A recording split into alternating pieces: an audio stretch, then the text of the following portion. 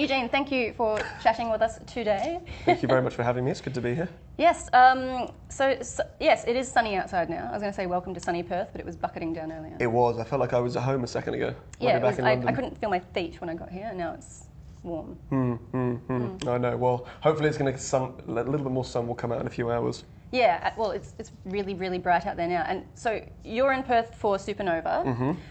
Do you get to do things outside of the convention? Are you going to go on any tours or? I've been told that there is a little winery called Swan, called Swan Winery further up the river, which is not too far from here. And I'm not saying I have time to go there, but I would like to. If I was ambitious, I would try and go up there and see. Yes, the Swan Valley. There's Swan Valley. There's probably about 50 wineries. I would love to see a couple of them just to see what it looks like. And I'm sure there's plenty of sun over there. It's beautiful, and it's like 20 minutes out of the city. Yeah, but some friends of mine rode camels yesterday. Yes. They rode camels, and I missed it because I was doing some press, but I would love to have done that next time. Yeah, no, everyone here just rides camels all the time. I thought so. That's what you guys are. That's what you guys are rumored to do. I've got mine parked out the front. Ah, I see. Yeah, I think I lost mine. Just follow the. Just follow the trail. Yeah. Follow the fur balls. So let's talk about Game of Thrones. Sure. It's arguably everybody's favourite show. Mm-hmm. Sort of. Maybe. Who knows? I would say so. It's such a worldwide phenomenon. Yeah. No. It's lovely to be a part of it. It's a funny thing to create. We have whenever you walk on set, you feel like you're back at home all the way from season 1, and then you finish up, you wrap, they make the scene, they edit it, and you end up, with something like Battle of the Bastards put together, which it was an extraordinary feat of filming. So it's a great thing to be a part of. We're very lucky. Yeah, so tell us about your character, Lancel Lannister. So, for those who haven't seen it or have, Lancel is, when you start the season, he is part of the Lannister household, who are the sort of the Machiavellian members of this of Westeros.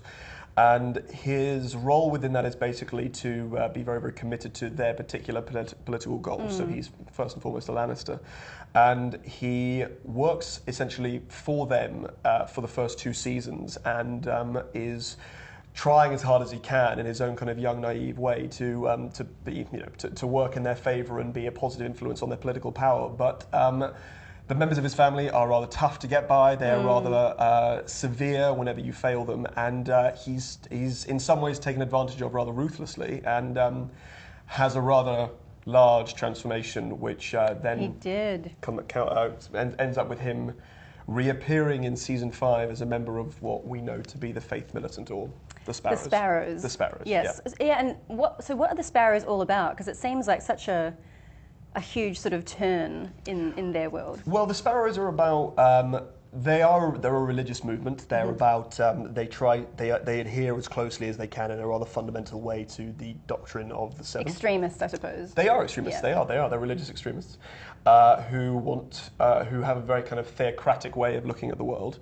And what they are really about, I suppose, pragmatically speaking, is about sort of, I guess, social change. They are religiously driven, but what they are really about is trying to have some divine sense of morality brought into the Seven Kingdoms, which I guess is a backlash from how many people in King's Landing have been treated so awfully by the royals, by the Lannisters, by the Tyrells. Anyone with a royal name is usually not really looking out for the common folk, and so no, they're all in it for themselves. Really. They're an army of the common folk, religiously oriented, I suppose you could say. Their punishments are quite severe, though.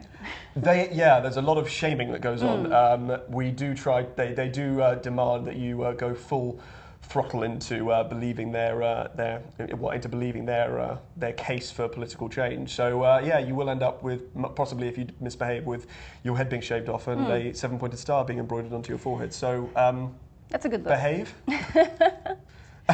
Yeah. So how did you get into acting? Well, I was a kid when I started. My mother actually got me involved. I was about 8 years old, and I used to listen to Roald Dahl tapes in the car, awesome. And they used to get me really excited because the stories were just fantastic, and now the BFG is coming out with Mark Rylance. But I recited them back to my mother one day, and she thought that if he can remember a poem and a script, maybe he can, if you remember a poem, maybe you can remember a script. And I was excitable. I was an excitable kid, so it was her idea, really. So she put you to work. She put me to work. Yeah, no, it was a great idea. And then when I was about 12 or 13, I did 2 jobs, which really got me into it and got me really enthused about it. When I played Gerald Durrell in a sort of BBC adaptation of My Family and Other Animals.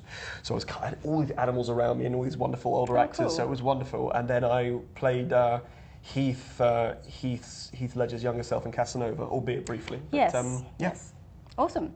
Well, thank you very much for chatting with us today. That's all we have time for, unfortunately. Thank you very much. I'll Thanks let for you get having back me. to the fans. Thank you very much. I shall see them in a moment. Thanks.